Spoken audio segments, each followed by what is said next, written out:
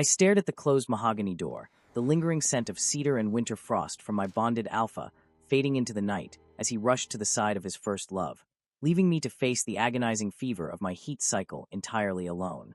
If you want to see how this heartbreaking journey of betrayal and rebirth unfolds, please hit that subscribe button, leave a like, and share your thoughts in the comments below. Your support means everything. Part 1. The sprawling estate of the Sterling family was an architectural masterpiece of glass, steel, and dark marble. It was a fortress built by one of the city's most ruthless and powerful alpha CEOs, Kalen Sterling. To the outside world, it was a symbol of untouchable wealth and perfect domestic bliss. To me, it was a beautifully gilded cage. I am Julian, an Omega who was foolish enough to believe that time and devotion could rewrite the past. I was wrong. The past is a ghost, and in this house, that ghost had a name, Elias. Papa, is Daddy coming to read me a story tonight? I looked down at the small, pajama-clad boy tugging at the hem of my sweater. Leo was 4 years old, a tiny miracle with Kalen's piercing silver eyes and my soft, chaotic dark hair. The innocent hope radiating from his small face felt like a physical blow to my chest. I forced a gentle smile, crouching down to his eye level and smoothing a stray curl from his forehead. My fingers trembled slightly, a subtle tremor that warned of the biological storm gathering inside my body. Daddy is caught up with some very important work at the office, my sweet pup, I murmured, my voice thick with a lie I had recited 100 times before. But I can read you the story about the dragon and the moon. How does that sound? Leo's shoulders slumped, the bright silver of his eyes dulling with a familiar, quiet disappointment. He promised, Leo whispered, clutching his stuffed wolf tightly against his chest. He promised he would be here for my bedtime. I know, baby. I know. I pulled him into my arms, burying my face in his soft neck. He smelled of baby lotion and the faintest hint of sweet milk, a pure, untainted scent that usually soothed my Omega instincts. Tonight, however, the ache in my chest was too profound. I carried him to his massive, star-themed bedroom, tucked him under the heavy down comforter, and read to him until his breathing evened out into the soft rhythm of sleep. When I finally stepped out of his room and closed the door softly behind me, the suffocating silence of the mansion crashed over me. I leaned against the cold corridor wall, closing my eyes as a sudden, sharp cramp seized my lower abdomen. My breath hitched. It was starting. The suppressants I had been taking were losing their efficacy, and my natural heat cycle was breaking through.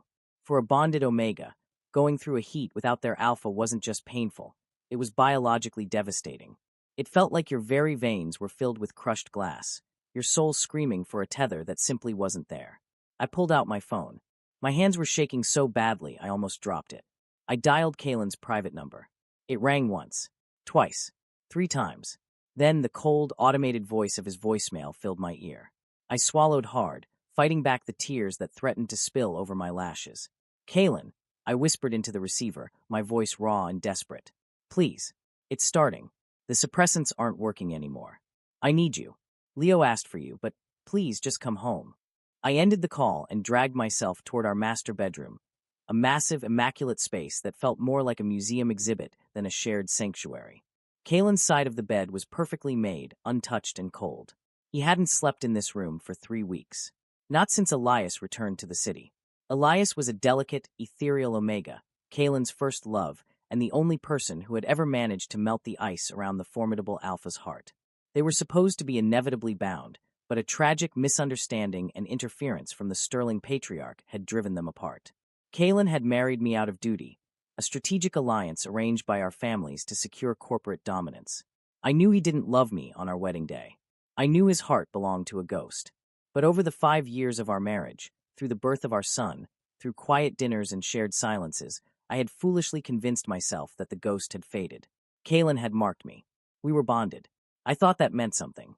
But the moment Elias stepped off a plane 3 weeks ago, single and supposedly in distress, Kalen's carefully constructed world shattered, and I was caught in the falling debris.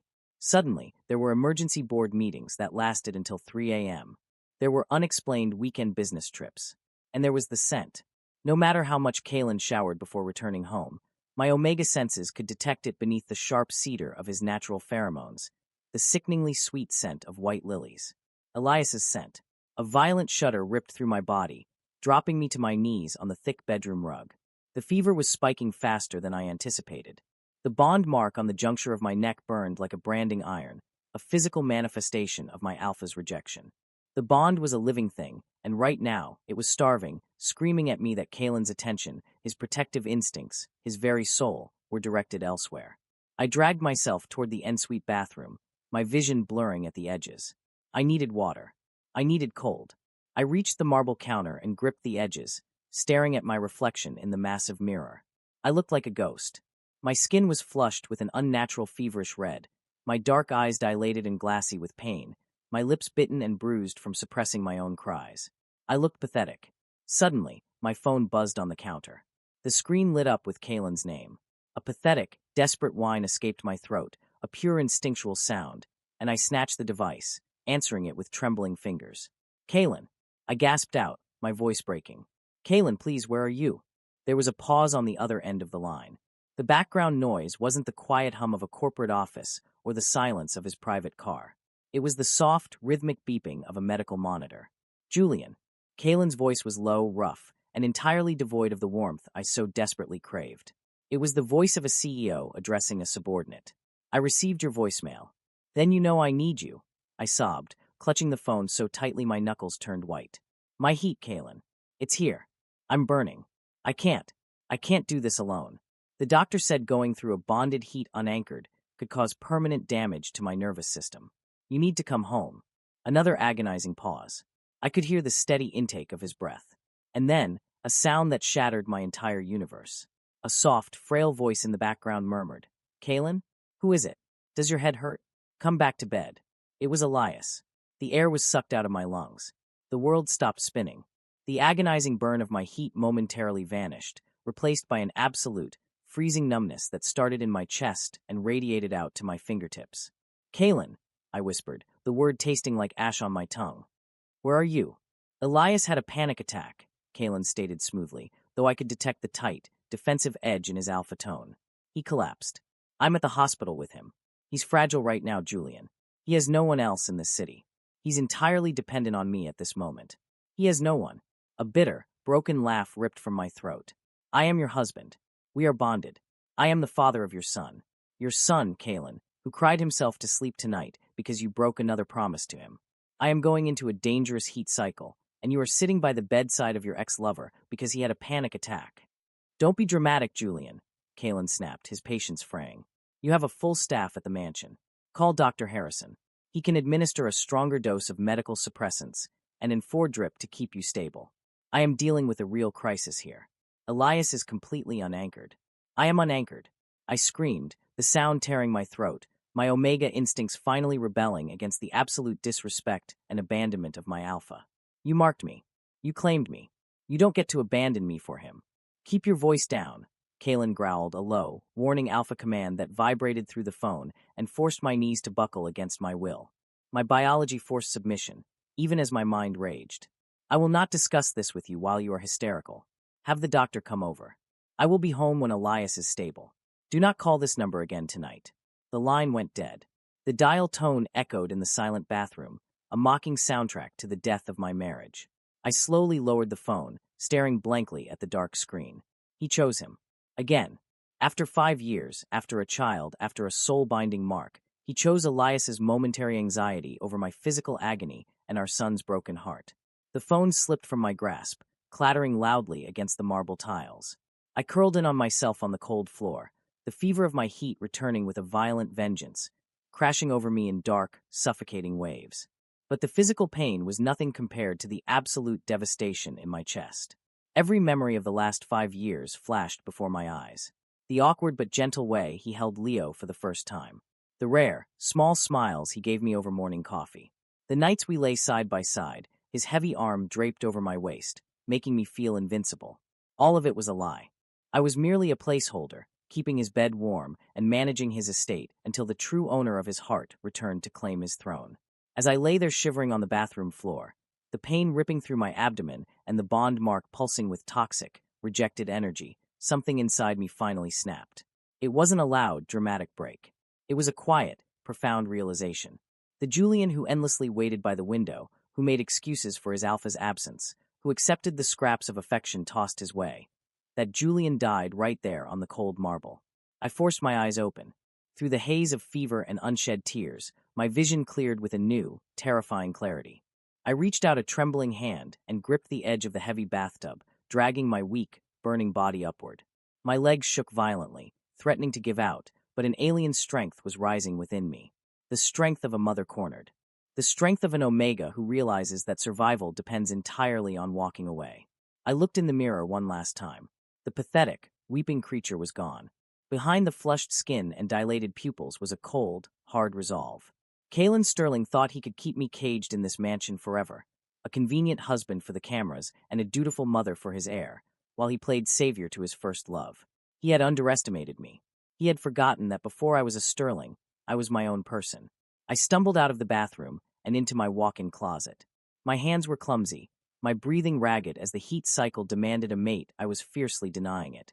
I bypassed the designer suits and silk nightwear Kalen had bought me. I grabbed a large, sturdy duffel bag from the top shelf.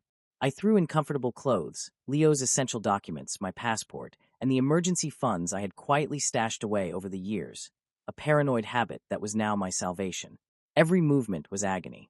My body felt heavy, drenched in cold sweat, the pheromones of a distressed Omega filling the room, thick and sweet and desperate. But I didn't stop. I dragged the bag down the long, silent hallway. I didn't look at the expensive art on the walls or the antique vases. This was never my home. I pushed open the door to Leo's room. He was still sleeping peacefully, his small chest rising and falling. I approached his bed, my heart fracturing into a million pieces at the thought of taking him away from his home, from the father he idolized despite the neglect. But leaving him here, in an environment where he would learn that he was second best, where he would learn to accept the same emotional scraps I had accepted, that would be a far greater sin. "Leo," I whispered, gently shaking his small shoulder. "Leo, wake up, my sweet pup." He stirred, rubbing his silver eyes with tiny fists. "Papa, is it morning?" "No, baby," I said softly, forcing a reassuring smile through the pain tearing my body apart. "We're going on an adventure. Just you and me. We need to go right now." I didn't pack his toys. I didn't pack his expensive clothes. I just wrapped him in his favorite blanket, grabbed the stuffed wolf he refused to sleep without, and lifted him into my arms. He was heavy, and my weakened body screamed in protest, but I held him tight against my chest. His pure scent grounded me, fighting back the worst of the heat fever. We slipped down the grand staircase like ghosts. The mansion was completely silent. The security staff were stationed outside the perimeter, unaware of the internal exodus. I bypassed the main garage. Kalen tracked all the family cars. Instead, I moved toward the servants' entrance, my arm wrapped tightly around my sleepy son. As I stepped out into the freezing night air, the wind cutting through my thin sweater, I didn't look back at the towering Sterling estate. Kalen had made his choice. He chose the ghost of his past. He chose his first love. And tonight, I chose myself. I chose my son. Kalen Sterling was about to learn what it truly meant to be unanchored, because by the time the sun rose, his husband and his heir would be nothing more than a memory, vanished from his life without a trace. End of Part 1. Part 2. The freezing night air was a violent shock to my feverish system, biting through the thin fabric of my sweater like invisible daggers. Every frantic step I took away from the Sterling estate sent a fresh wave of agony radiating from my lower abdomen. My breath plumed in the cold darkness in ragged, desperate gasps. The heat cycle was a biological mandate, a primitive force designed to strip an Omega of logic and replace it with a singular, consuming need for their bonded alpha. My body was screaming for Kalen, punishing me for creating distance between us. The bond mark on my neck throbbed with a toxic, rhythmic burn, a cruel reminder that I belonged to a man who was currently holding someone else. I clutched Leo tighter against my chest. He was surprisingly heavy, his small limbs hanging limply in the deep sleep of an exhausted 4-year-old. The weight of him, the sweet, pure scent of his soft hair, was the only thing anchoring my fracturing mind to reality. If I were alone, I might have succumbed to the feral instincts tearing at my sanity. I might have crawled back to that gilded cage, begging for the scraps of Kalen's attention. But I wasn't alone. I was a mother, and an Omega protecting their pup could override even the most brutal dictates of biology. I kept to the shadows of the towering hedges that lined the exclusive neighborhood, my eyes darting frantically at every passing pair of headlights. Kalen's security detail was meticulous, but they were trained to keep threats out, not to prevent the master's decorative husband from walking out the servants' entrance in the dead of night. By the time I reached the main avenue, My legs were trembling so violently I thought my knees would shatter against the concrete. The fever was escalating, turning my blood to liquid fire. I needed to get out of the city limits. Kalen owned the police, the politicians, and half the transportation infrastructure in this district. If he realized we were gone before I crossed the state line, he would lock down the city, and I would be dragged back, humiliated, and likely stripped of my custodial rights for being an unstable Omega in heat. I spotted an old, battered taxi idling outside a 24-hour diner. It was a stark contrast to the sleek, armored SUVs I was accustomed to, but right now it looked like a chariot. I practically fell into the back seat, shielding Leo's sleeping face from the harsh yellow glow of the street lamp. "Where to?" the driver grunted, a heavy-set beta who barely glanced at me through the rearview mirror. "The old Central train station," I managed to say, my voice trembling. "The one in the lower district. Please, as fast as you can. I have cash." I shoved a thick wad of bills through the partition. The driver's eyes widened slightly at the sight of the money, but he didn't ask questions. He threw the car into gear, and we sped off into the labyrinth of the city. As the neon lights blurred past the dirty window, the adrenaline that had fueled my escape began to wane, leaving me entirely at the mercy of my biology. I curled into a tight ball around Leo, burying my nose in his favorite stuffed wolf. The pain was excruciating. It felt as though the very marrow in my bones was boiling. I bit down hard on my own wrist to muffle a distressed whine that bubbled up from my throat. My pheromones were spiking, flooding the cramped space of the taxi with the heavy, overwhelmingly sweet scent of a terrified, unanchored Omega in distress. The driver rolled down his window, coughing slightly. "You okay back there, mister? You smell like... Well, you don't smell too good. You need a hospital." "No." I panicked, my voice cracking. Hospitals meant records. Records meant Kalen. "No hospital. Just the station. Please." I closed my eyes, trying to build a mental fortress against the agony. Unbidden, my mind drifted back to the hospital room where Kalen was currently sitting. Was he holding Elias's hand? Was he whispering those low, soothing alpha praises that he used to reserve for me during my pregnancies? "You're safe. I've got you, my beautiful Omega." The thought was a physical blade twisting in my gut. For 5 years, I had tolerated his emotional distance, rationalizing that he was simply a stoic, emotionally unavailable man. I had convinced myself that his coldness was a flaw in his nature, not a reflection of his feelings for me. But seeing Elias return had shattered that illusion. Kalen wasn't incapable of warmth, devotion, or frantic concern. He simply hadn't deemed me worthy of those emotions. I was a transaction, a convenient vessel for the sterling heir. And the moment his true mate, the one his soul actually recognized, even if biology had bound him to me, was in distress, I ceased to exist. Tears finally breached my defenses, hot and silent, tracking down my fever-flushed cheeks. I wept for the years I had wasted trying to be perfect, trying to be quiet, accommodating, undemanding. I wept for the boy I used to be, who had sacrificed everything for an arranged marriage because he foolishly believed in duty and the sanctity of the bond. "We're here," the driver announced, jolting me from my spiral. I thanked him, leaving the rest of the cash on the seat, and stumbled out into the freezing dampness of the lower district. The central station was a decaying monolith of iron and dirty glass, a hub for the desperate, the poor, and those trying to disappear. It was exactly what I needed. I bought 2 tickets for the farthest destination the night train would take us, a grim, industrial border city known as Oakhaven, a place notorious for its shadowy underworld and lawless territories. I paid in cash, using a false name I had practiced in my head 1,000 times. The train was nearly empty, smelling of stale smoke and damp wool. I found a compartment in the very back, locking the heavy sliding door and pulling the faded curtains shut. I laid Leo down on the worn velvet seat, covering him with his blanket. He shifted, his little nose scrunching up, but the rhythmic clacking of the train against the tracks quickly lulled him back to sleep. I collapsed onto the opposite seat, the fight finally draining out of me. The train lurched forward, pulling us away from the only life my son had ever known, and the only man I had ever loved. The rhythmic clacking of the wheels against the iron tracks became the soundtrack to the most agonizing night of my life. As the train sped further into the pitch-black countryside, the last lingering effects of my medical suppressants evaporated completely. What followed was a biological inferno. Without an alpha's scent to soothe the raging hormones, an omega's heat turns inward, attacking the nervous system. I curled into a tight, trembling ball on the dusty velvet seat, burying my face into my own knees. My skin was on fire, yet I shivered so violently my teeth chattered. The bond mark on my neck felt like it was being carved open with a rusted blade. I shoved my own fist into my mouth, biting down hard on my knuckles until I tasted the sharp, metallic tang of blood. I couldn't scream. I couldn't sob out loud. If I made too much noise, I would wake Leo, or worse, attract the attention of the train conductor. So, I suffered in silence, choking on my own tears in the suffocating darkness of the compartment. Hours bled into one another. Sometimes I hallucinated. I thought I heard Kalen's heavy footsteps outside the door. I thought I smelled his sharp cedar scent, only to realize it was just the bitter smoke from the engine car. Every time I surfaced from the delirium, my eyes locked onto Leo's sleeping form. For him, I chanted in my mind, a desperate mantra to keep my heart beating. I am doing this for him.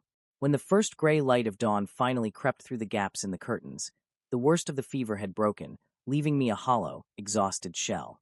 My clothes were soaked in sweat, my muscles ached with a deep, bruised fatigue, but my mind was startlingly clear. The intercom crackled to life, a scratchy voice announcing our arrival in Oakhaven. I forced myself to stand, swaying dangerously as the train ground to a halt. I splashed some lukewarm water from my bottle onto my face, trying to scrub away the scent of distress. I needed to look functional. Oakhaven was not a city that was kind to the weak. It was a territory run by ruthless syndicates, alphas who operated far outside the polite, corporate cruelty of Kalen Sterling. Here, survival meant staying invisible. Leo, I whispered, gently rousing my son. Wake up, sweet pup. We're here. Leo blinked heavily, sitting up and looking around the dingy compartment with wide, confused eyes. Where are we, Papa? Are we at the adventure place? Yes.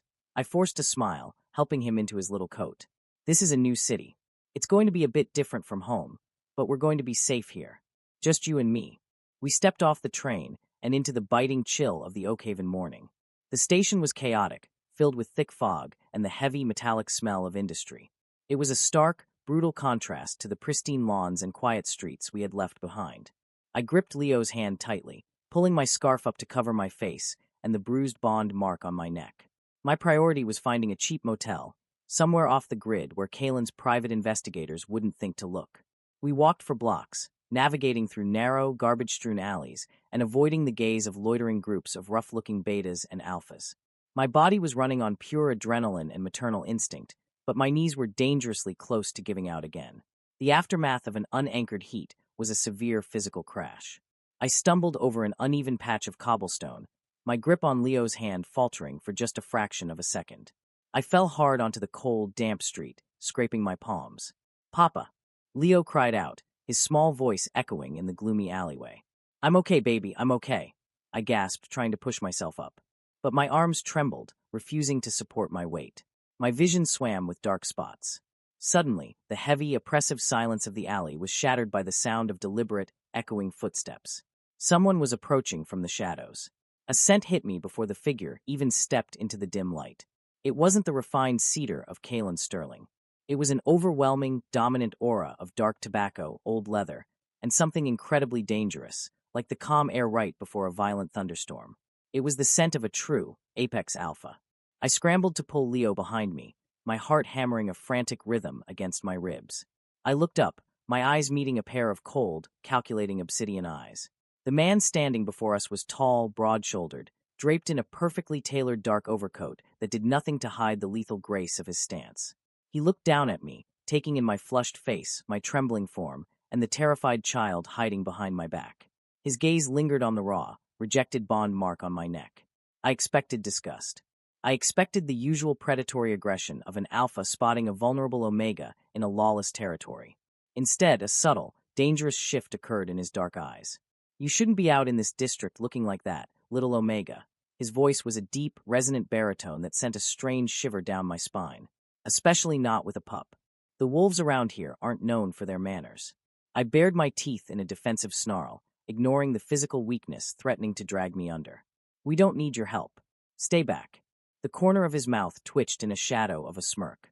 He didn't move away. Instead, he took one slow step closer, the sheer force of his presence overwhelming the narrow alley. I don't offer help, the alpha murmured, his gaze locking onto mine with an intensity that made the air suddenly difficult to breathe. But I do recognize something precious that's been thrown away. And in Oakhaven, I collect discarded things. End of Part 2. Part 3. I collect discarded things, the stranger murmured, his deep, resonant baritone vibrating through the damp alleyway. It wasn't a threat, nor was it a comfort. It was a simple, terrifying statement of fact.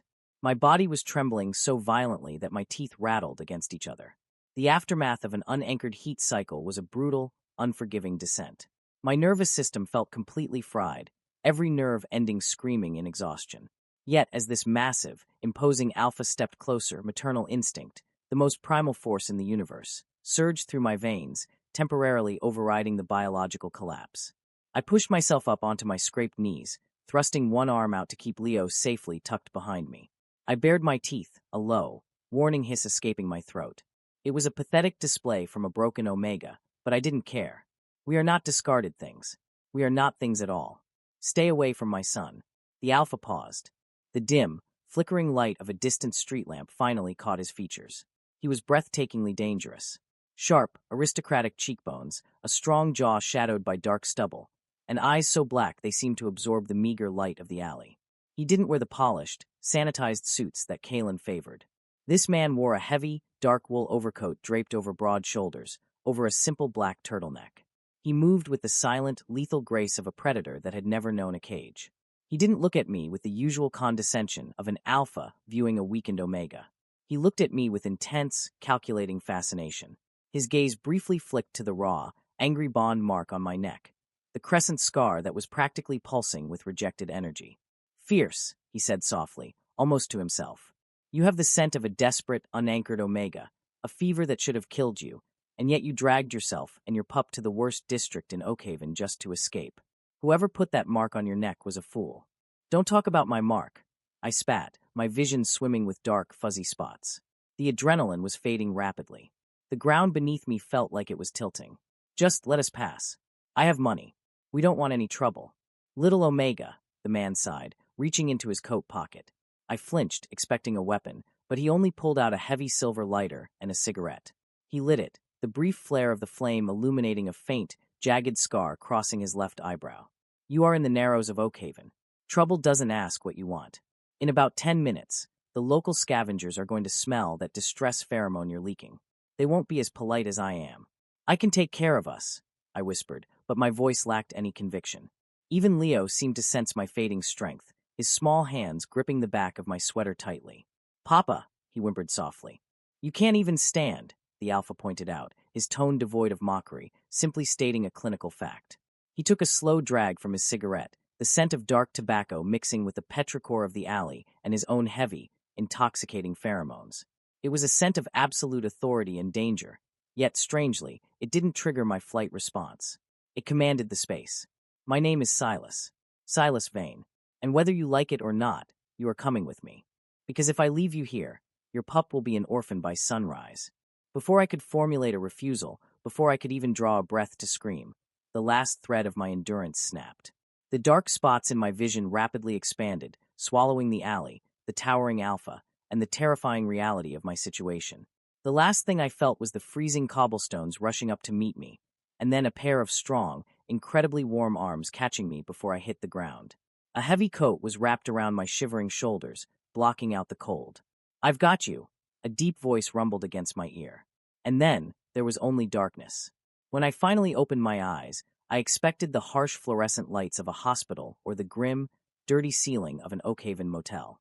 Instead, my senses were met with an overwhelming, unexpected warmth. I was lying in the center of a massive, impossibly soft bed. The sheets were high-thread count Egyptian cotton in a deep, rich emerald green.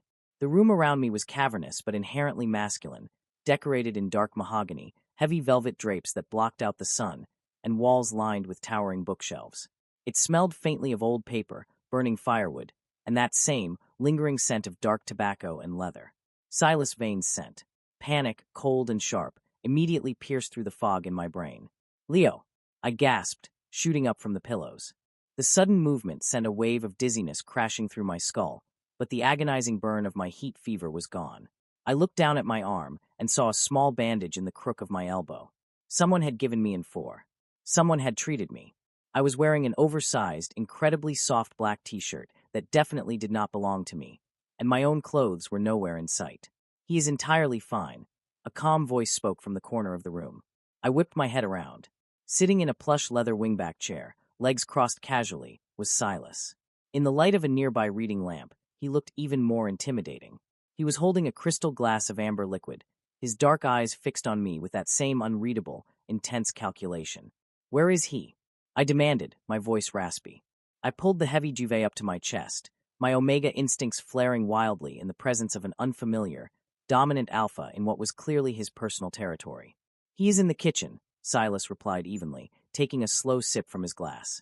"My head of security, a man named Grigori, who is approximately the size of a mountain, is currently making him chocolate chip pancakes. Your pup has eaten 3 of them and is currently explaining the plot of a cartoon involving a dragon to a room full of armed mercenaries. They are thoroughly entertained." I stared at him, my brain struggling to process the image of my tiny, sheltered son lecturing a syndicate of Oakhaven thugs about cartoons. Your men are armed." "I run Oakhaven, little Omega," Silas said, setting his glass down on a side table. He leaned forward, resting his elbows on his knees. The casual grace of the movement didn't hide the coiled power beneath it. "You stumbled into the territory of the Obsidian Syndicate. I am the head of it. So yes, my men are armed. But in this house, no one will ever raise a hand or a voice to you or your child. You have my word as an alpha." I swallowed hard, my throat dry. Kalen was a ruthless corporate titan, a man who destroyed lives with the stroke of a pen. But Silas Vane was the underworld. He was the kind of danger that didn't hide behind lawyers and PR teams. Yet, sitting here, I felt a strange absence of fear. The scent in the room was dominant, yes, but it wasn't aggressive. It was protective. It was an alpha scent that said, "This space is secure." "Why did you bring us here?" I asked, my voice barely above a whisper. "You don't know me. I'm married. I'm bonded." I instinctively reached up to touch the crescent scar on my neck. It still ached, a hollow, empty pain, but the violent burning had subsided. Silas's eyes darkened as his gaze tracked the movement of my hand. A brief, terrifying flash of genuine anger crossed his face, not directed at me, but at the mark itself. "I know exactly who you are, Julian Sterling," Silas said, the name sounding foreign on his lips. "It's hard not to recognize the husband of Kalen Sterling. Your face was plastered on the cover of High Society magazine 3 months ago. The perfect corporate Omega. They called you." I flinched, looking away. "That was a lie. All of it." "Clearly," Silas murmured, standing up from the chair. He walked slowly toward the bed, stopping a respectful distance away. "I brought you here because I despise Kalen Sterling. He is a parasite who wears a custom suit. He deals in underhanded corporate warfare, crushing the lower districts of this state while pretending to have clean hands. But more than that, Julian." He paused, his dark eyes boring into my soul. "I brought you here because I saw an Omega, abandoned in the middle of a biological crisis, choose the agony of an unanchored heat crash over surrendering his pup to a broken home. That kind of strength, it is rare. It is beautiful. And it does not belong in an alleyway." My breath hitched. For 5 years, I had been told I was too quiet, too soft, too emotional. Kalen had made me feel like an accessory, a fragile thing to be managed. This terrifying Mafia boss had looked at me at my absolute lowest, covered in dirt and fever sweat, and called me strong. "What do you want from me?" I asked, gripping the duvet tighter. "I have money. I can pay you for the medical treatment and the room. But I won't be a pawn in whatever war you have with Kalen. And I won't be your kept Omega." A slow, devastating smirk spread across Silas's face. It transformed his harsh features into something incredibly handsome. "Keep your money, Julian. And I don't keep pets. I build empires. If you want to stay here, if you want my protection from the storm that Kalen is undoubtedly going to rain down on this state to find his property, you will stay as a guest. Under my roof, you answer to no one. Not even me." "Why?"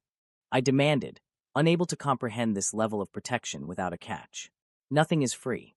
"Because," Silas said, his voice dropping an octave, "watching Kalen Sterling realize he lost the most valuable thing he ever possessed, and knowing it is sitting safely behind my walls, is a payment I will thoroughly enjoy collecting." 300 miles away, the pristine, glass-walled Sterling mansion was a tomb of silence. Kalen Sterling pushed open the massive front doors, his sharp cedar scent thick with the sterile, chemical smell of the hospital he had just left. The morning sun was streaming through the floor-to-ceiling windows, illuminating the dust motes dancing in the air. He unbuttoned his suit jacket, rolling his shoulders to release the tension of the long, exhausting night. Elias was fine. It had been a severe panic attack, triggered by old trauma, but after hours of holding his hand and speaking in soothing alpha tones, Elias had finally fallen asleep. Kalen had felt a surge of old, protective instinct toward his first love, a nostalgic warmth that had blinded him to the reality of what he was leaving behind. He expected Julian to be in the kitchen, quietly making tea. He expected the usual routine: Julian's silent, reproachful gaze, the soft, apologetic submission, and then the inevitable forgiveness. Julian was soft. Julian always forgave him. "Julian," Kalen called out, his deep voice echoing in the empty foyer. "Where are you? And where is Leo? The house is too quiet." There was no answer, only the hum of the climate control system. A tiny, almost imperceptible prickle of unease crawled up the back of Kalen's neck. His alpha instincts, usually so suppressed by the logic of the corporate world, suddenly flared to life. The house didn't just smell empty. It smelled devoid of life.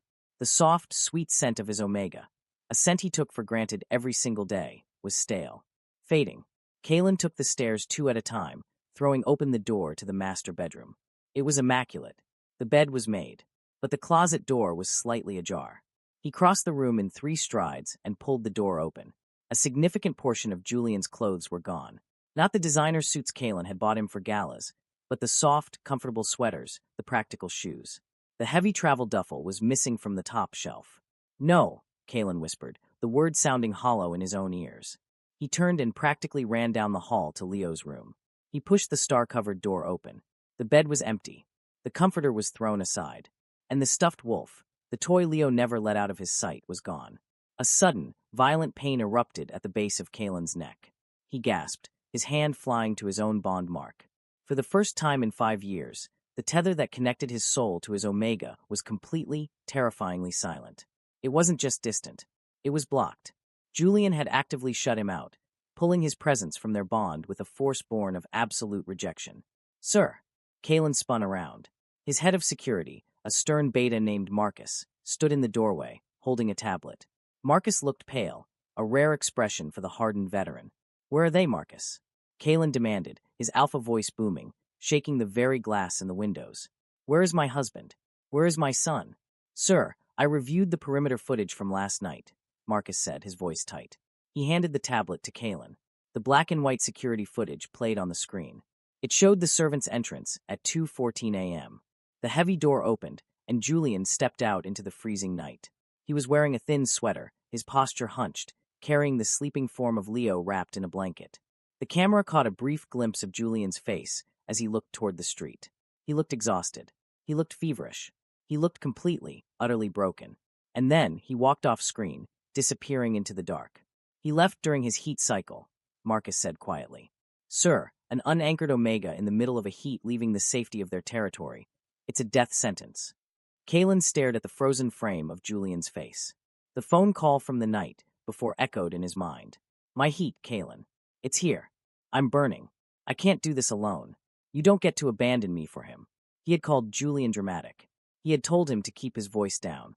He had hung up on his bonded mate while he was holding the hand of another man. The realization didn't hit Kalen like a gentle wave. It crashed into him like a derailed freight train. The heavy, suffocating weight of his colossal mistake crushed the air from his lungs. He had been so obsessed with the ghost of his past, with the fragile memory of Elias, that he had completely ignored the living, breathing, devoted family right in front of him. He had taken Julian's quiet strength for granted, assuming the Omega would simply endure his neglect forever. He had pushed his mate to the absolute breaking point. Suddenly, the faint scent of white lilies, Elias's scent, lingering on Kalen's own jacket from the hospital, hit his nose. A wave of intense, violent nausea rolled through Kalen's stomach. What had seemed fragile and necessary hours ago now felt like a toxic poison that had infected his life and driven away the only people who truly mattered. Kalen dropped the tablet. It shattered on the hardwood floor, the cracking of the glass mirroring the sudden, catastrophic fracturing of his entire world. "Lock down the city," Kalen growled, his eyes turning a dangerous, feral shade of alpha gold. The corporate CEO was gone. In his place was a frantic, terrified alpha who had just lost his pack. "Contact the police commissioner, the transit authority, every private investigator on our payroll. I want every train station, bus depot, and airport searched. Check the hospitals. Check the morgues." His voice broke on the last word. "Find them, Marcus. Tear this entire goddamn state apart if you have to, but find my family." Back in Oakhaven, oblivious to the storm brewing in the city he had left behind, Julian finally stepped out of the bedroom. He had showered, dressed in the clean, oversized clothes provided to him, and followed the sound of bright, innocent laughter down the grand staircase of Silas Vane's fortress. He found the kitchen, a massive industrial-grade space that was currently occupied by 3 heavily tattooed men in tactical gear, and one tiny, giggling 4-year-old. Leo was sitting on the granite counter, his face smeared with chocolate, wearing a sideways baseball cap that was far too large for his head. "Papa!" Leo cheered, pointing a sticky finger at the largest of the men, a giant with a scarred face and a gentle smile. "Grigori said I can be a sniper when I grow up." Julian froze, his heart skipping a beat, but before he could panic, a large, warm hand settled gently on his lower back. He gasped, turning to find Silas standing right behind him. The alpha moved far too quietly for a man of his size. "Grigori," Silas said, his voice laced with amusement. "We discussed this. No recruiting the guests into the syndicate before they are at least 6 years old." The giant man chuckled, wiping his hands on a towel. "Sorry, boss. The pup's got a good eye. Natural talent." Silas looked down at Julian, removing his hand from his back immediately, respecting his space. "He is safe here, Julian. They all know the rules. Your pup is under my absolute protection." Julian looked at his son, seeing a genuine, unburdened happiness in Leo's eyes that he hadn't seen in months. The shadow of Kalen's absence wasn't hanging over him here. Then, Julian looked up at Silas. The mob boss was terrifying, ruthless, and dangerous. But in his dark eyes, Julian saw a profound, undeniable respect. For the first time since he had said, "I do" 5 years ago, Julian felt like he could finally breathe. "Okay," Julian said softly, his voice steadying as he met the alpha's gaze. "We will stay, Silas. But I need a job. I need to work for you. I refuse to be useless." Silas Vane's lips curved into a slow, dangerous, utterly captivated smile. "Oh, little Omega, I have a feeling you are going to be the most useful thing to ever walk into my territory." End of Part 3. Part 4. The passage of time in Oakhaven was not measured by corporate quarters or the endless cycle of high society charity galas. It was measured in the slow, steady rhythm of healing. 2 months had passed since the freezing night I fled the Sterling estate. 2 months since I traded a gilded cage for a fortress of shadows. In that time, the sprawling, labyrinthine compound of the Obsidian Syndicate had become more of a home than the pristine mansion I had lived in for 5 years.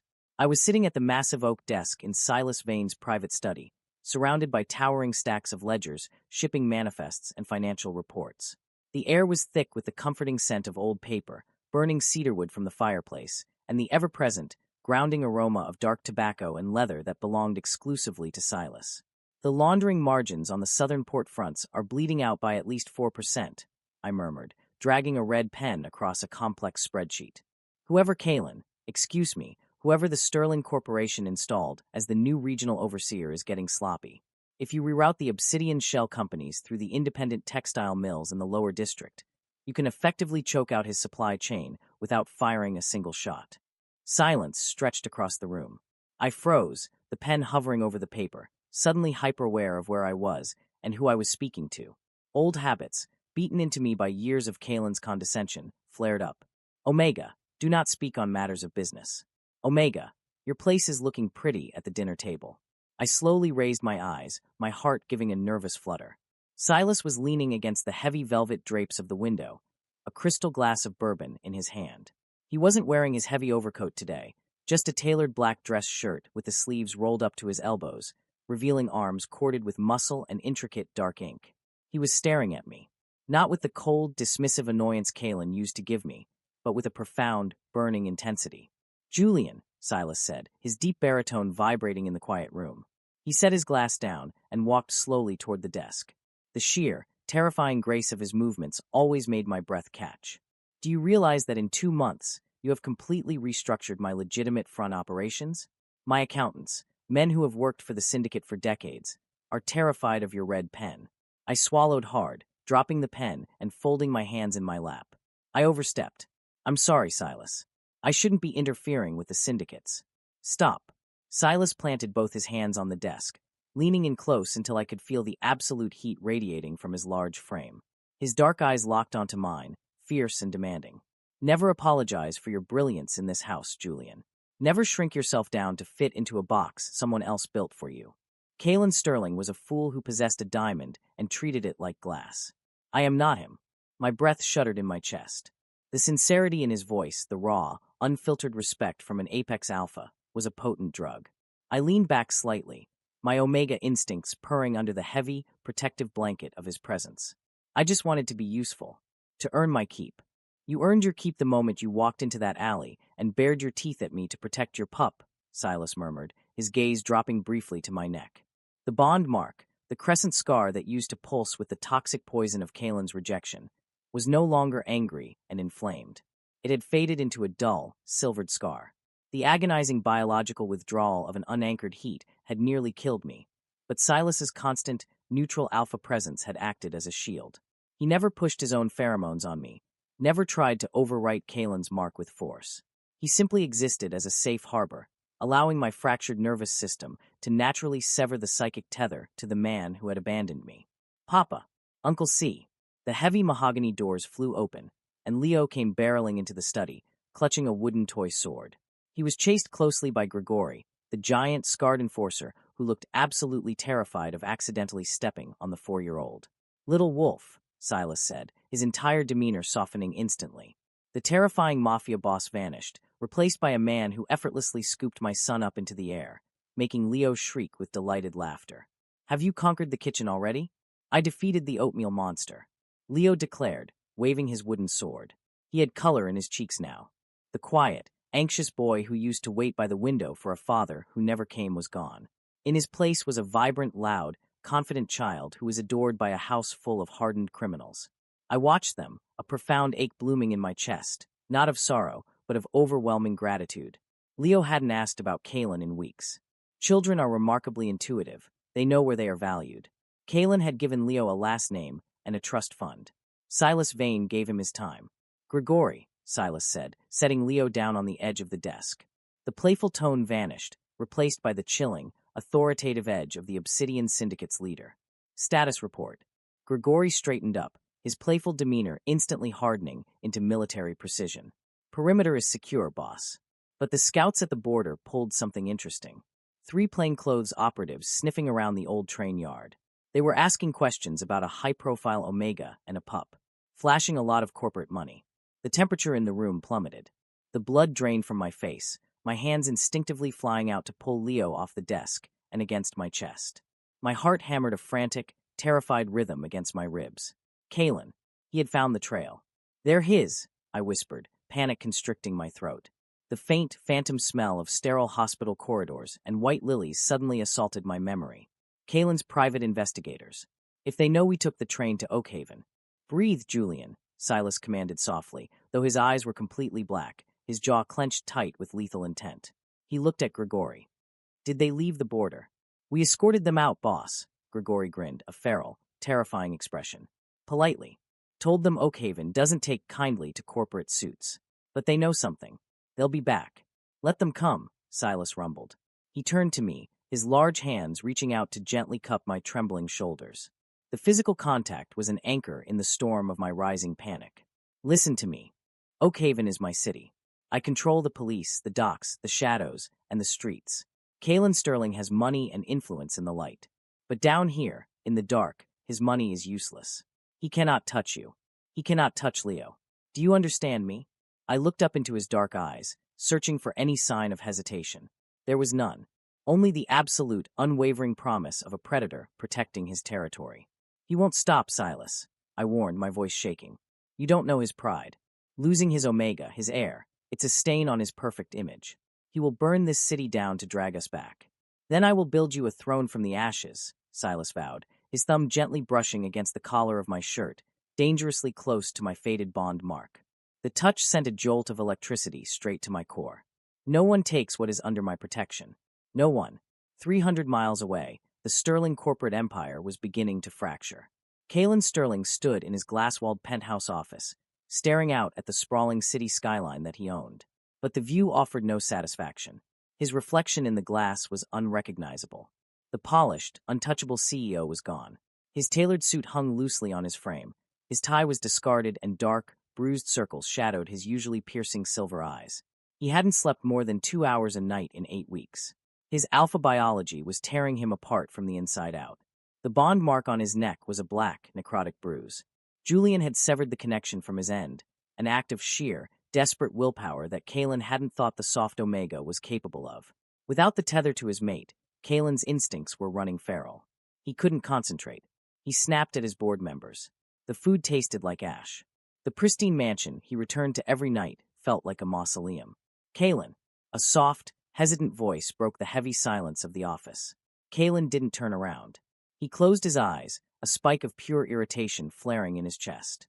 The door opened, and the sickeningly sweet scent of white lilies filled the sterile air of the office. Elias walked in, looking ethereal and delicate in a cream-colored cashmere sweater. He carried a silver tray with a cup of chamomile tea. "You missed your lunch meeting again, Alpha. I brought you something soothing. You're overworking yourself." Elias placed a gentle hand on Kalen's arm. 2 months ago, that touch would have sent a wave of nostalgic warmth through Kalen's body. 2 months ago, he had sat by Elias's hospital bed, convinced that this delicate Omega was the missing piece of his soul. Now, the touch felt like acid. Kalen violently jerked his arm away, spinning around with a low, menacing snarl that made Elias gasp and stumble backward, dropping the silver tray. The china shattered against the hardwood floor, spilling hot tea everywhere. "Don't touch me," Kalen growled, his voice vibrating with a dark, uncontrolled alpha aggression that he had never, ever directed at Elias before. Elias's eyes filled with tears, his lower lip trembling. "Kalen, I'm just trying to help. You've been so distant. You're destroying yourself over a husband who clearly didn't love you enough to stay." The words were meant to be comforting, but they were the match that ignited the powder keg of Kalen's self-hatred. "Did not love me enough?" Kalen repeated, his voice dropping to a terrifying, deadly whisper. He stepped over the shattered porcelain, backing Elias against the heavy oak doors of the office. "He endured 5 years of my neglect. He gave me a son. He spent his nights waiting for a man who was too blind to see the devotion right in front of him. He left me in the middle of a heat crash, Elias. Do you know what kind of agony that is? He risked death rather than spend one more second being second best. I was your first love," Elias sobbed, crossing his arms defensively. "We were supposed to be together." "You are a ghost," Kalen spat, the absolute truth finally tearing through the illusions he had built for years. "You are an echo of a past that doesn't exist anymore. I abandoned my mate. I abandoned my pup. Because of an illusion. And now my house is empty, my bond is dead, and my son thinks his father is a monster." Elias slid down the door, crying into his hands. But Kalen felt no pity. The protective instincts he once harbored for Elias were completely eradicated, replaced by a consuming, desperate obsession to find what he had lost. He stepped away from the weeping Omega, disgusted with himself for ever choosing this fragility over Julian's quiet, enduring strength. The private elevator dinged, and the heavy doors slid open. Marcus, the head of Sterling Security, stepped out. He took one look at Elias crying on the floor and the feral, exhausted look on Kalen's face, but his professional expression didn't waver. "Sir," Marcus said, holding up a secure encrypted tablet. "Vance's team just reported back. We have a lead." Kalen crossed the room in a blur of motion, snatching the tablet from Marcus's hands. His heart slammed against his ribs. "Where?" The night they left, a taxi driver confirmed dropping an Omega and a pup matching their descriptions at the lower district train station. Marcus explained quickly. Vance tracked the cash payments. They bought tickets on the midnight freight passenger line. We finally got the destination. Kalen looked down at the screen. A grainy, enhanced photograph taken from a distant traffic camera showed a hunched figure in a sweater, clutching a sleeping child, disappearing into the fog of a railway platform. "Oakhaven." Kalen read the destination aloud, the word tasting like rust.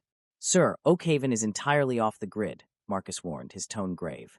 "It's syndicate territory. The local police have zero jurisdiction. Our money doesn't work there. If Julian is in Oakhaven, he is either dead or he's been claimed by the local wolves."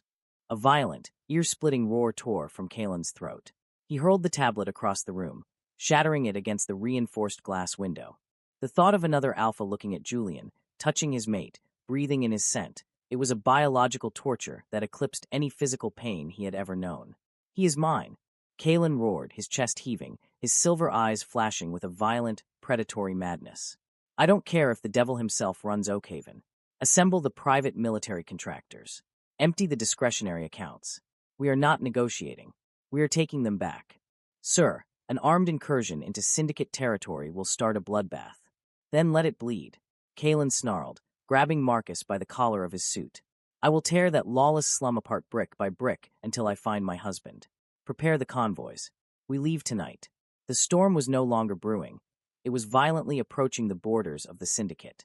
Later that evening, the atmosphere in Silas's mansion had shifted from quiet domesticity to cold, calculated preparation. Men in tactical gear were moving heavy crates of munitions through the lower halls. The perimeter security had been tripled. I stood by the window of the study, looking out at the heavy iron gates of the estate. Leo was asleep upstairs, guarded by Grigori and two other men. My stomach was tied in agonizing knots. Kalen was coming. The man who had ignored me for 5 years was now willing to start a war to drag his prized possession back to its cage. The door clicked shut behind me. Silas walked in. He had shed his dress shirt and was wearing a black tactical vest over a tight long-sleeve shirt, a heavy sidearm holstered at his thigh. The sight of him, heavily armed and radiating lethal alpha authority, should have terrified me. Instead, it sent a wave of profound safety washing over my frantic nerves. "They're mobilizing," Silas said smoothly, coming to stand beside me at the window. "My informants in the capital say Kalen has hired a small private army. They're making a direct push for the Oakhaven border." "I should leave," I whispered, tears burning the back of my eyes. I looked down at my hands. "I can take Leo and run further. Into the mountains. If I stay here, your men are going to die, Silas. I am not worth a war." A heavy, calloused hand gently gripped my chin, forcing me to look up. Silas's dark eyes were burning with an intensity that took my breath away. "Do not ever say that you are not worth it," Silas commanded softly, his thumb tracing the line of my jaw. "Julian, my life before you walked into that alley was built on violence and cold control. But seeing you, watching you thrive in my home, watching your pup laugh in my halls, it breathed life into a dead man. You are the heart of this syndicate now." I stared at him, my lips parted, the air catching in my throat. He wasn't talking about territory. He was talking about me. The realization was terrifying, but exhilarating. Kalen had owned my body and my name, but Silas Vane was slowly, methodically claiming my soul. Silas leaned in, his face inches from mine. I could smell the gunpowder on his clothes, mixed with his intoxicating, dark scent. My Omega biology, dormant and traumatized for months, suddenly sparked to life, leaning into his warmth. "Kalen Sterling is coming to reclaim a broken, submissive Omega who no longer exists," Silas whispered, his gaze dropping to my lips before locking onto my eyes again. "Tomorrow, he is going to meet the Julian who runs the Obsidian Syndicate's books. And he is going to meet the Alpha who will burn his corporate empire to the ground to keep you safe. Are you with me, Julian?" I took a deep, shuddering breath. I thought of the gilded cage. I thought of the hospital room Kalen had chosen over my agony. And then I looked at the ruthless, beautiful man standing before me, who was willing to bleed for me without asking for anything in return. "I'm with you," I whispered. Silas smiled, a terrifying, magnificent sight. "Then let the corporate king come. We'll show him how the wolves of Oakhaven bite." End of Part 4. Part 5. The air in the Obsidian Syndicate's compound was thick with an electric, suffocating tension. It was the calm before a violent storm, the quiet heavy with the scent of ozone, polished steel, and the dark, aggressive pheromones of dozens of alphas and betas preparing for war. I stood in the center of the massive master bathroom, staring at my reflection in the mirror. For 5 years, my reflection had belonged to someone else. I had worn pastel cashmere and tailored silk, soft, pliant fabrics chosen by Kalen to present the image of a docile, harmless corporate husband. Tonight, however, the person looking back at me was a stranger to the Sterling Empire. I was dressed in dark, utilitarian cargo pants, a heavy black turtleneck, and a fitted tactical jacket that one of Silas's men had procured for me. My dark hair, usually styled into a neat, elegant sweep, was pushed back haphazardly. But the most striking difference was not the clothes. It was the eyes. The fearful, anxious Omega who used to flinch at his alpha's displeasure was dead. In his place stood a man who had survived the biological fire of an unanchored heat, who had crossed a frozen city with his child in his arms, and who now managed the sprawling finances of the most dangerous syndicate in Oakhaven. I reached up and lightly touched the side of my neck. The crescent scar of Kalen's bond mark was a faded, silvery white. It no longer burned. It no longer tethered me to a man who didn't value my soul. I let my hand drop, feeling a strange, profound sense of armor settling over my skin. A soft knock on the door pulled me from my thoughts.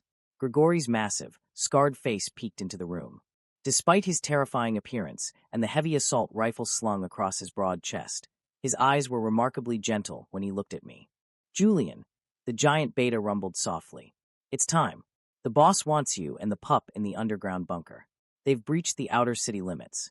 My stomach tightened, a cold knot of dread pulling at my intestines, but I forced my posture to remain perfectly straight. How many men did Kalen bring, Grigori? Grigori hesitated, shifting his massive weight. A lot. It's a private military contractor firm. Ex-Special Forces, heavy armored vehicles. Sterling emptied his corporate war chest for this. But don't you worry your head. The boss has the entire Narrows locked down. It's a labyrinth out there, and our boys know every shadow. Sterling's shiny corporate soldiers are walking into a meat grinder.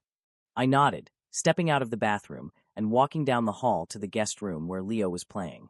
He was sitting on the thick rug, completely oblivious to the impending violence, constructing a massive fortress out of wooden blocks. Look, Papa, Leo cheered, holding up a small toy dragon. The dragon is protecting the castle from the bad knights. Tears pricked the corners of my eyes, but I swallowed them down instantly. I knelt beside him, wrapping my arms around his small, warm body and burying my face in his neck. He smelled like vanilla and childhood innocence, a scent I would burn the world down to protect. It's a beautiful castle, my sweet pup, I whispered, kissing his forehead. Grigori is going to take you to a special, secret room now. It's like a bunker for superheroes. You get to watch cartoons on the giant screen and eat all the snacks you want, okay? Papa will come get you when the game is over. Leo's silver eyes widened with excitement. A superhero bunker? Can Grigori come too? I wouldn't miss it for the world, little wolf, Grigori chuckled, easily scooping the boy up with one arm. He looked at me over Leo's head, his expression sobering into absolute, deadly seriousness. No one gets past the steel doors, Julian. I swear it on my life. I know, I breathed, touching Grigori's arm in gratitude. Keep him safe. As Grigori carried my son away toward the secure underground levels, I turned my attention toward the main floor. The heavy, rhythmic thud of combat boots echoed through the mansion. I walked toward the grand staircase, my heart pounding a steady, relentless rhythm in my chest. I had promised Silas I would stay behind the fortified lines, but as I reached the landing that overlooked the massive foyer, I knew I couldn't hide in the dark. This was my past coming to drag me back. I needed to face it. Silas was standing in the center of the foyer, looking like a god of war. He was fully geared, his dark overcoat replaced by a tactical rig. His jaw was clenched, his dark eyes locked onto the massive security monitors lining the wall. The screens displayed the perimeter of the estate, illuminated by the harsh glare of floodlights. On the monitors, the reality of Kalen's obsession was terrifyingly clear. Convoy trucks painted in matte black had smashed through the outer barricades of the Narrows. Dozens of heavily armed mercenaries were advancing on the estate's main gates, engaging in fierce, tactical firefights with Silas's syndicate members, who were firing from the rooftops and fortified windows. The night air outside was continuously ripped apart by the deafening crack of automatic weapons and the blinding flashes of muzzle fire. They are pushing too hard on the west flank, Silas barked into a radio strapped to his chest. Fall back to the courtyard perimeter. Let them funnel through the main gates. We trap them in the bottleneck. He turned, sensing my presence on the landing before I even made a sound. His dark eyes softened infinitesimally, the lethal alpha aura pulling back just enough to let me breathe. I told you to go to the bunker, Julian, Silas said, his voice a low, commanding rumble that echoed over the distant sound of gunfire. I slowly descended the stairs, my boots making no sound on the marble. He didn't come for your territory, Silas. He came for his pride. If he doesn't see me, he will level this entire block and kill every man fighting for you out there. I won't let your people die for my ghost. Silas closed the distance between us in 3 long strides. He reached out, his large, calloused hands gripping my waist. His touch was a grounding force, a sudden anchor of dark tobacco and leather that steadied my trembling nerves. Listen to me, Silas murmured, leaning down until his lips were inches from my ear. You are not a ghost. You are the lifeblood of this house now. I would lose every brick of this estate and every drop of blood in my veins before I let Kalen Sterling drag you back to that glass coffin. Do you understand? I am not going back, I said, my voice surprisingly steady, my eyes locking onto his intense gaze. But I have to end this. Kalen is driven by his alpha biology right now. His bond has been severed, and he is feral. He won't stop until he confronts the source of his rejection. A massive explosion shook the foundation of the mansion, sending a shower of dust falling from the crystal chandelier above us. The heavy, reinforced oak doors of the main entrance groaned under a tremendous impact. Kalen's mercenaries had breached the courtyard. Silas's eyes darkened to absolute obsidian. He stepped in front of me, his hand resting casually but dangerously on the hilt of his sidearm. He pressed a button on his radio. "Hold your fire. Let their commander through the doors. Disarm his escort, but let him walk in." The gunfire outside abruptly ceased, replaced by the eerie, terrifying sound of heavy boots crunching over broken stone and shattered glass. The main doors were violently kicked open. The cold night air rushed into the warm foyer, bringing with it the sharp, acrid stench of gunpowder, blood, and a scent that made my stomach violently churn.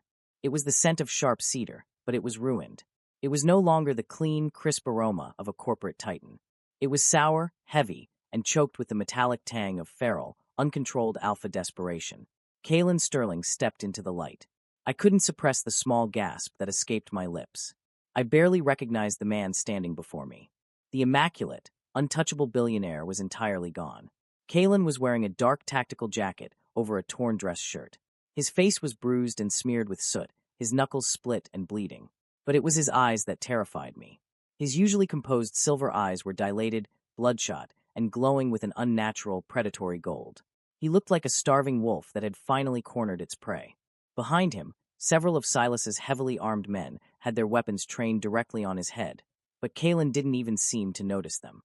His feral gaze swept the massive foyer, completely ignoring the terrifying presence of Silas Vane, until his eyes locked onto me, standing slightly behind the syndicate boss. A ragged, desperate sound tore from Kalen's throat, a sound halfway between a sob and a territorial roar. "Julian," Kalen breathed, taking a staggering step forward. "My Omega. I found you." He reached a hand out toward me, his fingers trembling violently. Silas didn't draw his weapon, but he shifted his stance, his broad shoulders completely blocking Kalen's path. The air in the room suddenly grew unimaginably heavy, the atmospheric pressure dropping as Silas unleashed his own alpha aura. It was a suffocating, terrifying wave of absolute dominance, designed to force any invading alpha to their knees. "That is far enough, Sterling," Silas rumbled, his voice vibrating with lethal intent. "You are trespassing in my home. You are tracking mud on my floors. And you are speaking to someone who no longer belongs to you." Kalen finally looked at Silas, his feral gold eyes narrowing in pure, visceral hatred. The clash of their pheromones was almost physically painful, Kalen's sour, desperate cedar violently colliding with Silas's dark, controlled tobacco. "You," Kalen snarled, his lips pulling back to bare his teeth in a grotesque display of primitive aggression. "You miserable underworld scum. You stole my husband. You stole my heir. I will peel the skin from your bones while you watch your empire burn." "He didn't steal anything."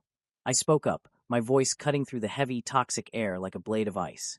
I stepped out from behind Silas's protective bulk. I didn't hide. I stood tall, my shoulders squared, facing the man who had broken my heart 1,000 times over. Kalen's eyes snapped back to me, the anger briefly flickering into a desperate, agonizing plea. "Julian, please. I know you're terrified. I know this animal forced you here. But I came for you. I tore this city apart for you. Just come here. Come to your alpha." He tried to infuse his voice with the alpha command, the biological frequency designed to force an Omega into submission, to make their knees buckle and their instincts yield. For 5 years, that tone had dictated my every move. It had silenced my arguments and forced me to accept his neglect. The command hit me, heavy and resonant in the quiet foyer. And absolutely nothing happened.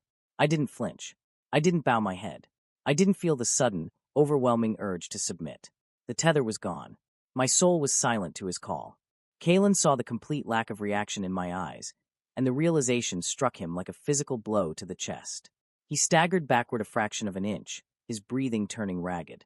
"Julian," Kalen whispered, his voice cracking, the arrogant alpha facade suddenly shattering into a million pieces of raw agony. "Why? Why aren't you answering me? The bond. I can't feel you. For weeks, it's been dead. I thought it was distance. I thought." "The bond died on a bathroom floor, Kalen," I said coldly, my voice devoid of any warmth, any pity. "It died while I was burning in a heat fever, begging my husband to come home and anchor me. It died while I listened to you soothe your ex-lover's anxiety over the phone, telling me that my biological agony was just me being dramatic. I was wrong," Kalen shouted, tears suddenly spilling over his soot-stained cheeks. The corporate king was crying, begging on the floor of a Mafia mansion. "Julian, I was so utterly blindly wrong. Elias means nothing. He is a ghost. You are my reality. You are my husband. You are the mother of my son. I lost my mind when you left. I haven't slept, I haven't eaten. I am dying from the inside out without you." Please, Julian. I am begging you on my knees. Come home. He actually dropped to his knees, ignoring the dirt and shattered glass, his hands clasped together in a pathetic display of a broken man. A year ago, seeing Kalen Sterling cry would have shattered my heart. I would have rushed to his side, throwing my arms around him, forgiving him instantly because that was my role. I was the soft, accommodating Omega. But looking at him now, I felt nothing but a hollow, profound emptiness. You didn't come here because you love me, Kalen, I said, my voice steady, though my hands were balled into tight fists at my sides. You came here because you are in pain. You came because your biology is punishing you for abandoning your mate, and you want the pain to stop. You came because your pride cannot handle the fact that the quiet, submissive ornament you kept in your mansion finally realized his worth and walked out the door. No, Kalen sobbed, shaking his head violently. I love you. I swear to God I love you. If you loved me, I replied, my tone merciless, you wouldn't have brought an army of mercenaries to a city where your son is sleeping. You brought a war to Leo's doorstep to stroke your own ego. Kalen froze. He looked up, his feral eyes suddenly locking onto my neck. Because I was no longer wearing the high-collared silk shirts he preferred. The skin of my neck was fully exposed. He stared at the faded, silver crescent scar. You severed it, Kalen whispered, the horror in his voice absolute. You killed our Mark. You rejected me.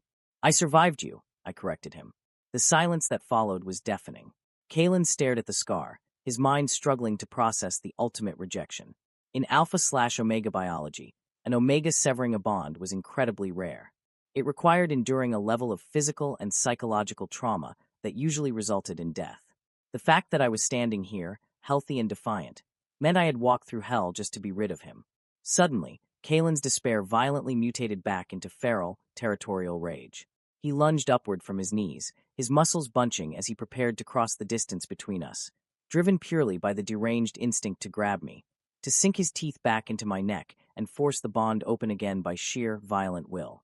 If you won't come willingly, Kalen roared, a terrifying, inhuman sound, I will take you by force. He didn't make it 2 steps. Silas moved with a speed that defied his massive size. He didn't draw a weapon. He simply stepped into Kalen's path, his large hand shooting out and wrapping around Kalen's throat like a vice of solid iron. The forward momentum of Kalen's charge was stopped instantly, his boots skidding on the marble floor. Silas lifted the billionaire CEO effortlessly, his feet dangling an inch off the ground. Kalen clawed desperately at Silas's wrist, choking and gasping for air, but the syndicate boss didn't even flinch. I let you speak, Sterling, because Julian needed closure, Silas said, his voice dropping to a demonic, terrifying octave. The dark tobacco pheromones flooded the room, heavy and suffocating, completely dominating the space. But you have exhausted my hospitality. You do not roar at him. You do not lunge at him. And you will never, ever put your hands on him again. He is mine, Kalen choked out, his eyes bulging, his legs kicking weakly. He is his own, Silas corrected, his grip tightening just enough to make Kalen's face turn a dangerous shade of red.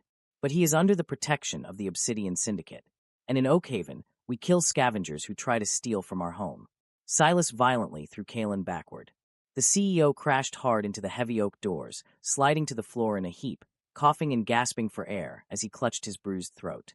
Silas's men immediately stepped forward, the mechanical clacking of a dozen assault rifles being cocked echoing in the foyer. Kalen looked up, panting, blood dripping from his chin. He looked from Silas's terrifying, unwavering dominance to me. He expected me to cry out, to beg Silas to spare his life. He expected the soft Julian to emerge. I looked down at the broken man who had been my husband. I felt no pity, only the cold, resolute strength of a survivor. Take your men, Kalen, I said quietly, the finality in my voice ringing like a funeral bell. Take your trucks and your money, and go back to your empty glass house. If you ever come near this city again, if you ever try to take Leo from me, I won't ask Silas to stop.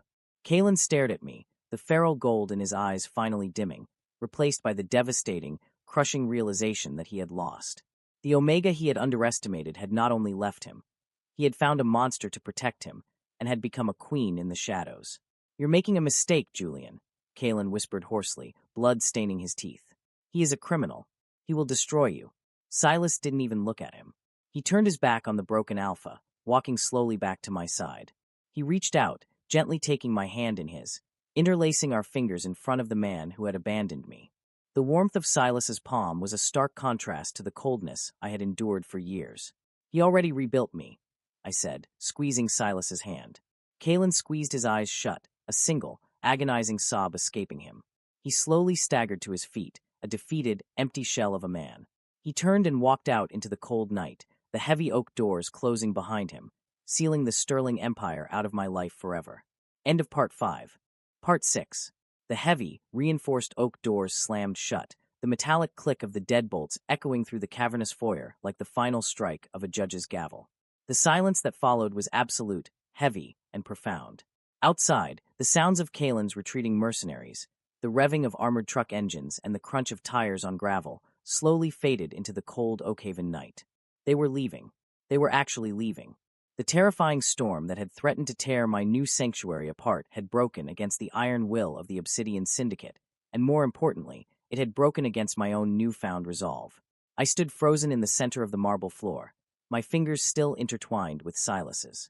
The adrenaline that had kept me standing, that had fueled my defiance against the man who had tormented me for 5 years, suddenly evaporated. Without it, my body remembered the sheer, terrifying exhaustion of the confrontation. My knees buckled. I didn't hit the floor. Before gravity could claim me, Silas's powerful arms wrapped around my waist, hauling me flush against his solid, heavily armored chest. He didn't say a word. He didn't ask if I was okay. He simply buried his face in the crook of my neck, right over the faded, silver crescent scar of my dead bond, and released a long, shuddering breath. The dark, intoxicating scent of tobacco, leather, and gunpowder enveloped me completely, a heavy blanket of absolute alpha protection that coaxed my trembling muscles to finally relax. "He's gone," I whispered, the words trembling against Silas's collarbone. "He's really gone." "He is," Silas rumbled, his deep voice vibrating through my chest. One of his large, calloused hands moved up to cup the back of my head, gently threading his fingers through my hair. "And he will never, ever cast a shadow over you again. You were magnificent, Julian. You broke his hold on you entirely by yourself." I closed my eyes, a single tear slipping down my cheek, not of sorrow, but of profound, overwhelming relief. I had faced the ghost of my past, and I had realized it had no power over me anymore. "Boss." Grigori's rough voice broke the quiet intimacy of the moment. The giant enforcer emerged from the hallway leading to the secure bunker, his assault rifle lowered. He took one look at the two of us holding each other in the center of the foyer and offered a rare, genuine smile. "Perimeter is secure. The Sterling convoy is halfway to the state line. They aren't looking back." Silas didn't release me, but he turned his head slightly. "Good. Double the watch for the next 48 hours, just in case Sterling's bruised ego makes him do something stupid. But the war is over, Grigori." "And the pup?" I asked frantically, pulling back just enough to look at the enforcer. "Fast asleep, Julian," Grigori chuckled softly. He made it through 2 superhero movies and a bowl of popcorn before he passed out on the couch. Didn't hear a single gunshot. A wet, breathless laugh escaped my lips. My son was safe. My heart was safe. Silas looked down at me, his dark obsidian eyes softening into something so incredibly tender it made my breath hitch. He gently wiped the lone tear from my cheek with his thumb. "Come, let's get you upstairs. The battle is won, little Omega. It's time to rest." 300 miles away, Kalen Sterling returned to a kingdom of glass and ash. The sun was rising over the city skyline, casting a cold, sterile light into the massive penthouse office of the Sterling Corporation. Kalen stood by the window, staring out at the empire he had built, the empire he had been willing to wage a bloody war to protect. It meant absolutely nothing. His throat was deeply bruised, a physical reminder of the terrifying power of the Alpha who had claimed his husband. But the physical pain was eclipsed by the agonizing, biological void in his chest. The severed bond was a phantom limb, a constant, sickening ache that reminded him with every heartbeat of the family he had thrown away. The door to the office opened slowly. Elias walked in, looking pale and hesitant. He saw Kalen's bruised face, his torn clothes, and the hollow, dead look in his silver eyes. "Kalen," Elias whispered, stepping forward. "What happened? Did you find him?" Kalen didn't turn around. He simply looked at his reflection in the glass. The immaculate CEO was gone, replaced by a broken, feral creature who had lost his pack. He thought of Julian's cold, unflinching eyes. He thought of the faded scar on his neck. "I survived you." "Pack your things, Elias," Kalen said, his voice a hoarse, empty rasp. Elias froze. "What? Why?" "I'm here for you, Kalen. Let me help you heal." "Pack your things," Kalen repeated, finally turning around. The feral gold in his eyes was gone, replaced by an endless, crushing despair. I am dissolving the executive board. I am stepping down as CEO. And you are leaving this city. Kalen, you can't. Elias cried, tears spilling over his cheeks. We love each other. We are supposed to be together. We were a delusion, Kalen said softly, the absolute truth finally settling over him like a suffocating shroud. A delusion that cost me the only real thing I ever had. You are a memory, Elias. And I can't look at you without seeing the blood on my own hands. Leave. Elias sobbed, but the finality in Kalen's voice was absolute. The delicate Omega turned and fled the office, leaving Kalen entirely alone in the massive, silent room. Kalen walked over to his desk. He opened the bottom drawer and pulled out a framed photograph. It was from Leo's 3rd birthday. Julian was smiling softly, holding a laughing Leo, while Kalen stood stiffly beside them, looking at his watch, distracted by some meaningless corporate crisis. He traced Julian's smiling face with a trembling finger. The realization was a slow, agonizing poison. Silas Vane hadn't stolen his family. Kalen had handed them over, piece by neglected piece, until there was nothing left to hold on to. He sank into his leather chair, pulling the photograph to his chest, and for the first time in his meticulously controlled life, the great Alphasio broke down and wept, the sound echoing endlessly in the empty glass tomb he had built for himself. He vanished from their lives, leaving them to the shadows, while he remained trapped in the glaring, unforgiving light. 6 months later, the Narrows of Oakhaven were thriving under a new, undeniable golden age. The Obsidian Syndicate had always been powerful, but under the meticulous, brilliant financial restructuring I had implemented, it had become untouchable. I hadn't just rerouted their laundering operations, I had legitimized half of their business fronts. We owned shipping lines, real estate development firms, and security companies. The men who used to look at me with cautious suspicion now bowed their heads respectfully when I walked through the compound. I wasn't just Silas Vane's guest anymore.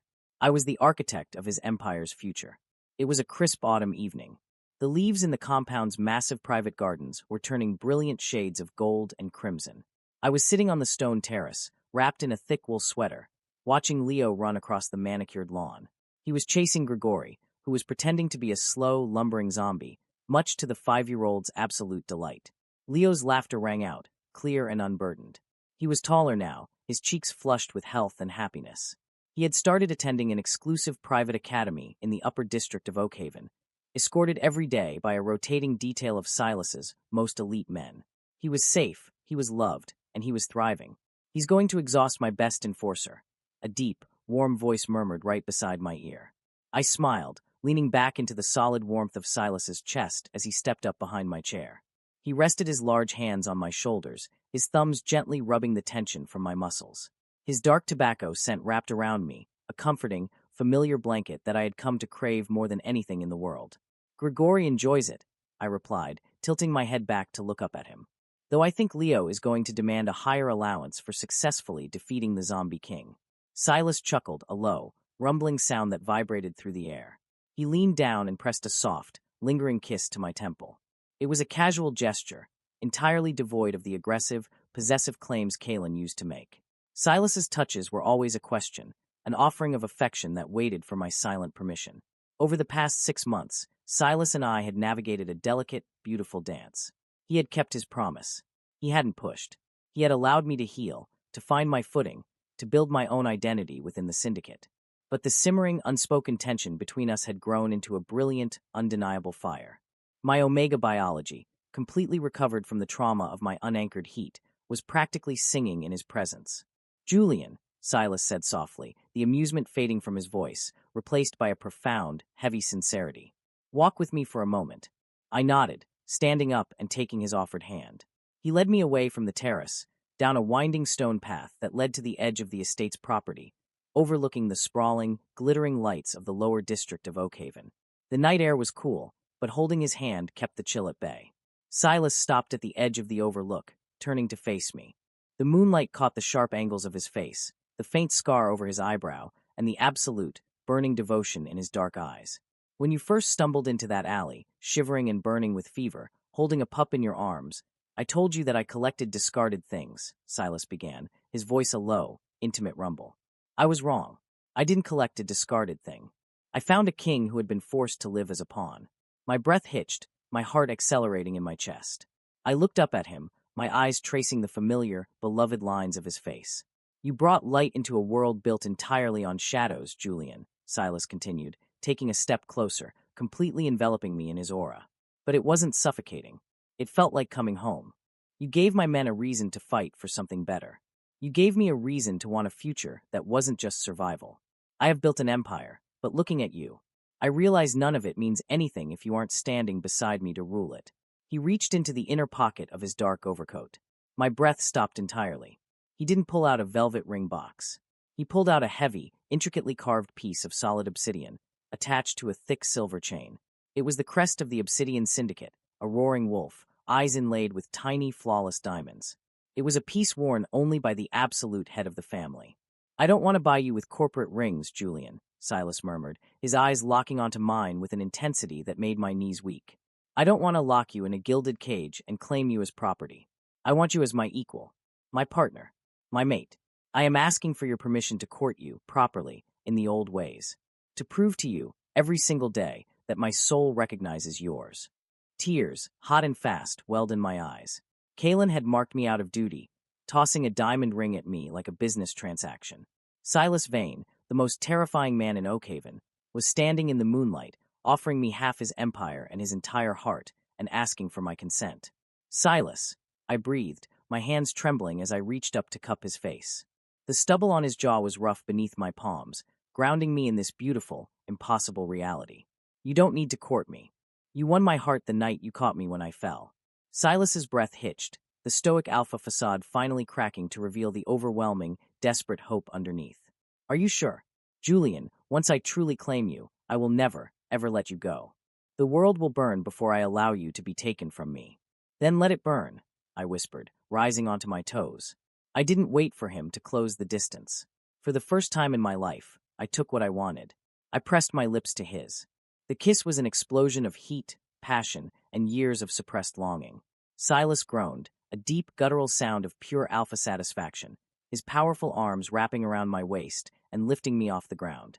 He kissed me with a desperate, consuming reverence, his mouth moving over mine like a man who had been starving his entire life and had finally been offered a feast. My Omega instincts flared, bright and beautiful, completely overriding the trauma of the past. The scent of dark tobacco and leather filled my lungs, and for the first time, I pushed my own pheromones out, sweet, warm, and entirely accepting, wrapping them around his dark aura in a perfect, harmonious bond. When we finally broke apart, gasping for air, Silas rested his forehead against mine. He reached up and gently clasped the heavy obsidian necklace around my neck. The cool stone rested against my collarbone, right above the faded, silver scar of my past. It felt heavy. It felt right. My Omega, Silas whispered, his voice thick with emotion, his thumb brushing over the obsidian crest. My queen. I smiled, tears of absolute joy spilling over my cheeks. I looked down at the glittering lights of Oakhaven, the lawless, dangerous city that had saved my life. I looked back at the massive estate, where my son was currently laughing and safe. And then I looked at the incredible, dangerous, devoted alpha holding me in his arms. I was Julian Vane now. The boy who had cried in the dark, waiting for an alpha who would never come, was dead. In his place stood a man who had walked through the fire, severed his own chains, and found a love that was fierce, protective, and entirely his own. The ghost of Kalen Sterling had finally vanished from my life, completely erased by the dark, magnificent reality of the Obsidian Syndicate. And as Silas pulled me back in for another kiss, under the moonlight of my new kingdom, I knew with absolute certainty that this wasn't just a happy ending. It was the beginning of my reign. End of story.